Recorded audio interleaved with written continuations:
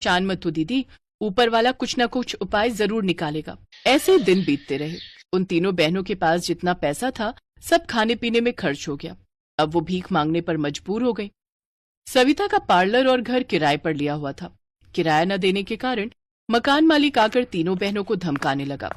तुम लोग मेरी दुकान खाली कर दो, 2 महीने से तुम लोगों ने किराया नहीं दिया, निकल जाओ यहाँ से तुम तीनों। तीनों बहनें मालिक के सामने गिड़गिड़ाती रहीं, लेकिन उसने एक नहीं सुनी। तीनों बहनों को घर और पार्लर दोनों खाली करना पड़ा। रात में गांव के बाहर किसी खेत में वो तीनों रात बिताने लगी और भगवान से प्रार्थना करते करते भूखे पेट सो गए। हे भगवान, सुना है आप बड़े बड़े चमत्कार करते हो। हम तीनों बहनों पर आपको तरस नहीं आ रहा क्या? बहुत मुश्किल से मेहनत करके ब्यूटी पार्लर का बिजनेस खड़ा किया था, लेकिन गर्मी की वजह से सब खराब हो गया। कुछ कीजिए भगवान, हमें बचाइए। भगवान पर उन्हें पूरा भरोसा था। सुबह उठकर वो तालाब में पानी पीने के लिए गए।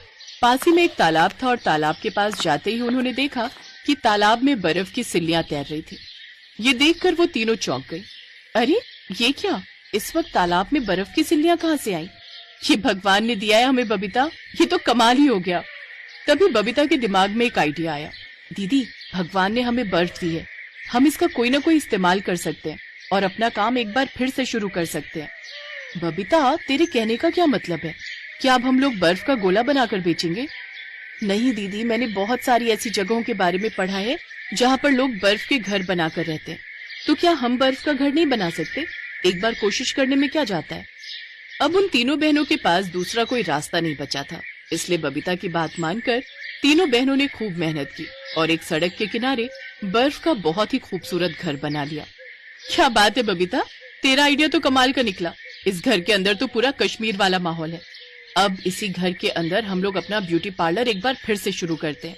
तीनों बहनों ने बैग से सारा ब्यूटी पार्लर का सामान बाहर निकाला और एक बहुत ही खूबसूरत ब्यूटी पार्लर बना लिया। अगले दिन दोपहर में कुछ औरतें वहां से गुजर रही थी। अरे मोहिनी, ये देख, बर्फ का ब्यूटी पार्लर।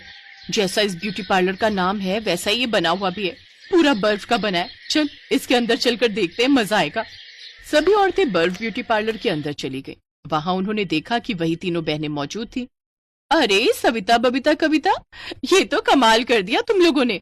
यहाँ तो उस मिंकी के ब्यूटी पार्लर से ज्यादा ठंडक मिल रही है। यहाँ तो हम पहले से और भी ज्यादा गोरी हो जाएंगी। ये सब ऊपर वाले का चमत्कार है चाची, आइए हमें आपकी सेवा करने दीजिए। एक के बाद एक औरतें बर्फ के ब्यूटी पार्लर में आने लगी और वो तीनों बहनें माला माल हो गई।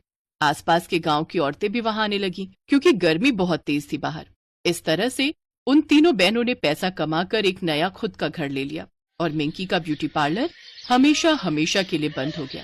इसलिए दोस्तों, किसी को भी नुकसान पहुंचाकर अपना फायदा नहीं सोचना चाहिए, उससे अपना ही नुकसान होता है, क्योंकि भगवान सब देख रहे हैं।